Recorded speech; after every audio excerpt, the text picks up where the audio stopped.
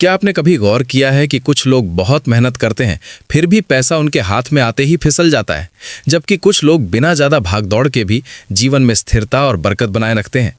जब आप ऐसे घरों या दुकानों को ध्यान से देखते हैं तो अक्सर एक चीज़ आपको बार बार दिखेगी, एक हंसता हुआ लाफिंग बुद्धा। लोग कहते हैं कि ये मूर्ति सौभाग्य लाती है, धन को आकर्षित करती है और नकारात्मक ऊर्जा को दूर रखती है। लेकिन क्या सच में ऐसा है या ये सिर्फ एक अंधविश्वास है जो पीढ़ियों से चला आ रहा है? इस वीडियो में हम लाफिंग बुद्धा के उसी रहस्य को खोलने वाले हैं जिसे ज्यादातर लोग कभी समझ ही नहीं पाए।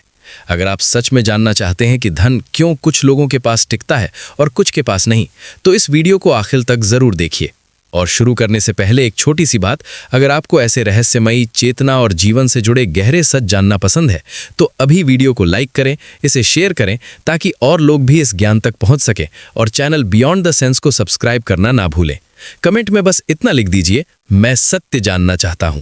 अब चलिए असली रहस्य की शुरुआत करते हैं। सबसे पहले हमें उस सबसे बड़ी गलतफहमी को समझना होगा जिसने लाखों लोगों को भ्रम में डाल रखा है।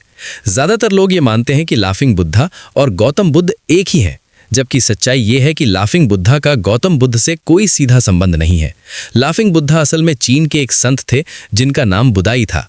उनके पास ना कोई धन संपत्ति थी, ना कोई राजसी जीवन, ना ही कोई विशेष पद। फिर भी जहां भी वे जाते थे लोग अनुभव करते थे कि वहां किसी न किसी रूप में समृद्धि आने लगती है। बुदाई हमेशा हंसते रहते थे, उनके चेहरे पर चिंता नहीं थी, डर नहीं था और भविष्य को लेकर कोई घबराहट नहीं थी। वे जीवन को वैसे ही स्वीकार करते थे जैसा वो है। यही वो बिंदु है जहां से असली रहस्य शुरू होता है। बुदाई के जीवन में धन इसलिए नहीं आया क्योंकि उन्होंने धन को पकड़ा, बल्कि इसलिए आया क्योंकि उन्होंने डर और कमी की भावना को छोड़ दिया था। जब इंसान भीतर से हल्का हो जाता है तो जीवन अपने आप भारी अवसरों से भरने लगता है। यहीं पर ज्यादातर लोग गलती कर बैठते हैं। वे सोचते हैं कि सिर्फ लाफिंग बुद्धा की मूर्ति घर में रख लेने से पैसा आने लगेगा, जबकि मूर्ति केवल एक संकेत है, एक रिमाइंडर है। असली काम तो अंदर होता है। अगर आपके भीतर लगातार तनाव, डर, शिकायत और असंतोष चलता रहता है तो लाफिंग बुद्धा सिर्फ सजावट बनकर रह जाएगा। लेकिन अगर आप उस हंसी के पीछे छिपे संदेश को समझ लेते हैं तो आपकी सोच, आपकी ऊर्जा और धीरे धीरे आपकी किस्मत भी बदलने लगती है। और अभी आपने सिर्फ शुरुआत देखी है, अगला हिस्सा और भी गहरा है, क्योंकि अब हम समझेंगे कि हंसी और हल्कापन कैसे सीधे धन और सौभाग्य से जुड़ा हुआ है, और लाफिंग बुद्धा का उभरा हुआ पेट किस गहरे ब्रह्मांडीय नियम का प्रतीक है। इसलिए वीडियो छोड़िए मत, क्योंकि आगे का सच आपकी अब तक की समझ को पूरी तरह बदल सकता है। अब जरा ध्यान से समझिए, क्योंकि यहाँ से लाफिंग बुद्धा का असली रहस्य खुलना शुरू होता है। दुनिया का हर इंसान पैसा चाहता है, लेकिन बहुत कम लोग ये समझते हैं कि पैसा सबसे पहले मेहनत नहीं बल्कि मन की अवस्था को देखता है। जब कोई इंसान हमेशा गंभीर, चिंतित और डरा हुआ रहता है तो वो अनजाने में जीवन को ये संकेत देता है कि मेरे भीतर कमी है, और ब्रह्मांड उसी संकेत को वापस लौटा देता है। लाफिंग बुद्धा की हंसी असल में खुशी नहीं बल्कि भयमुक्त अवस्था का प्रतीक है। जब इंसान भीतर से डर छोड़ देता है, भविष्य का डर, पैसे की कमी का डर, समाज का डर, तो उसके फैसले बदल जाते हैं।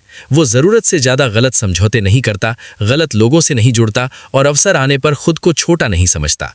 यही वजह है कि ऐसे लोग बिना ज्यादा संघर्ष के भी सही मौके पहचान लेते हैं।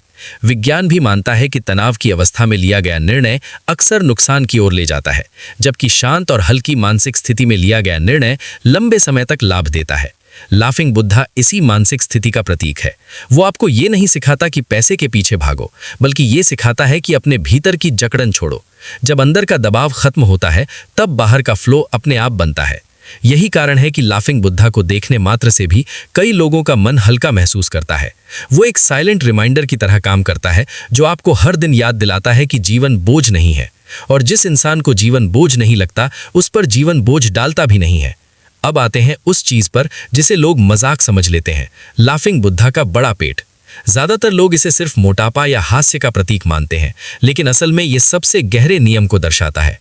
ये पेट बताता है कि ये व्यक्ति भीतर से संतुष्ट है। जिसे पर्याप्त लगता है उसी के पास चीजें टिकती हैं।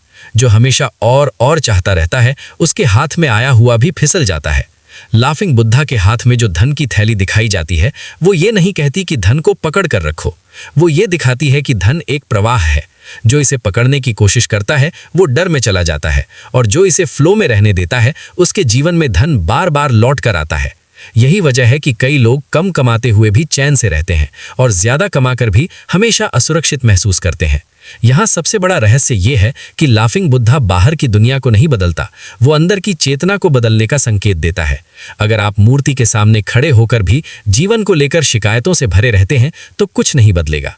लेकिन अगर आप उसके संदेश को समझ लेते हैं, जीवन को हल्केपन से लेने का संदेश, तो आपकी सोच, आपकी ऊर्जा और धीरे धीरे आपके परिणाम भी बदलने लगते हैं। यही वजह है कि लाफिंग बुद्धा को सिर्फ सजावट मानना सबसे बड़ी भूल है। वो एक आईना है जो हर दिन आपसे पूछता है, क्या तुम जीवन को बोझ समझ रहे हो या उपहार? जिस दिन आपका जवाब बदल जाता है, उसी दिन से आपकी किस्मत की दिशा भी बदलने लगती है।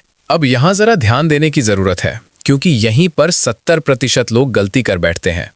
लाफिंग बुद्धा को लोग कहीं भी उठाकर रख देते हैं, बाथरूम के पास, जमीन पर, स्टोर रूम में या ऐसी जगह जहां रोज ध्यान ही ना जाए। फिर कहते हैं कि कुछ असर नहीं हुआ। असल में समस्या मूर्ति में नहीं, प्लेसमेंट में होती है। लाफिंग बुद्धा सम्मान और स्वागत की ऊर्जा पर काम करता है, इसलिए उसे हमेशा ऐसी जगह रखा जाता है जहां प्रवेश करते समय सबसे पहले नजर पड़े, जैसे घर या दुकान का प्रवेश द्वार या ड्राइंग रूम का साफ और खुला स्थान। जब कोई व्यक्ति घर में प्रवेश करते ही लाफिंग बुद्धा को देखता है तो अनजाने में ही मन थोड़ा हल्का हो जाता है। यही हल्कापन उस जगह की ऊर्जा को बदलता है। जमीन पर रखी मूर्ति या ऐसी जगह जहां अव्यवस्था हो, वहां लाफिंग बुद्धा अपना संदेश नहीं दे पाता। ये किसी राजा को जमीन पर बिठाने जैसा है। सम्मान खत्म होते ही प्रभाव भी खत्म हो जाता है। एक और महत्वपूर्ण बात यह है कि लाफिंग बुद्धा को बेडरूम या बाथरूम में रखने से बचना चाहिए। बेडरूम निजी ऊर्जा का स्थान है और बाथरूम नकारात्मक ऊर्जा का निकास। लाफिंग बुद्धा का उद्देश्य प्रवाह और प्रसन्नता बढ़ाना है, ना कि उस ऊर्जा में उलझना। सही स्थान पर रखी मूर्ति धीरे धीरे पूरे घर के वातावरण को हल्का और सकारात्मक बना देती है। अब आते हैं सबसे कड़वे सच पर। ज्यादातर लोग लाफिंग बुद्धा को इसलिए रखते हैं क्योंकि वे भीतर से डर में होते हैं।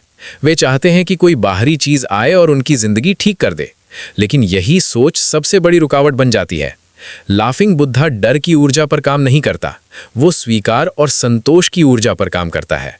अगर आप रोज शिकायत करते हैं, पैसे को लेकर चिंता में रहते हैं, हर समय कमी महसूस करते हैं और फिर उम्मीद करते हैं कि मूर्ति सब ठीक कर देगी, तो ऐसा कभी नहीं होगा, क्योंकि उस स्थिति में आपकी चेतना और लाफिंग बुद्धा का संदेश एक दूसरे के विपरीत होते हैं। एक और हंसी और हल्कापन है, दूसरी ओर डर और भारीपन। लाफिंग बुद्धा का असली काम आपको याद दिलाना है कि जीवन को थोड़ा ढीला पकड़ो। जिस दिन आप ये समझ लेते हैं कि पैसा जीवन का साधन है, जीवन का मालिक नहीं, उसी दिन से आपके फैसले बदलने लगते हैं। और जब फैसले बदलते हैं तो परिणाम भी बदलते हैं। यही वजह है कि कुछ लोग बिना किसी चमत्कार के भी धीरे धीरे स्थिर और सुरक्षित जीवन बना लेते हैं। अब इस पूरे रहस्य को एक लाइन में समझिए। लाफिंग बुद्धा धन नहीं देता, वो आपको उस अवस्था में लाने का संकेत देता है जहां धन टिक सके। वो आपको सिखाता है कि जीवन से लड़ने के बजाय उसे मुस्कुराकर स्वीकार करो। जिस दिन आपका मन हल्का हो जाता है, उसी दिन ब्रह्मांड आपके लिए रास्ते खोलना शुरू कर देता है। अगर इस वीडियो ने आपके भीतर कहीं ये एहसास जगाया हो कि समस्या बाहर नहीं अंदर है, तो कमेंट में लिखिए, मैं जीवन को हल्केपन के साथ स्वीकार करता हूँ। अगर ये ज्ञान आपको जरा भी उपयोगी लगा हो तो वीडियो को लाइक करें और शेयर करें, ताकि ये संदेश और लोगों तक पहुंचे। और ऐसे ही गहरे, रहस्यमयी और चेतना को जगाने वाले विषयों के लिए चैनल बियॉन्ड द सेंस को सब्सक्राइब जरूर करें, क्योंकि यहाँ हम सिर्फ जानकारी नहीं देते, हम सोच की दिशा बदलते हैं। फिर मिलेंगे एक नए रहस्य के साथ, क्योंकि सच हमेशा बाहर नहीं होता, कभी कभी वो आपकी मुस्कान के पीछे छुपा होता है।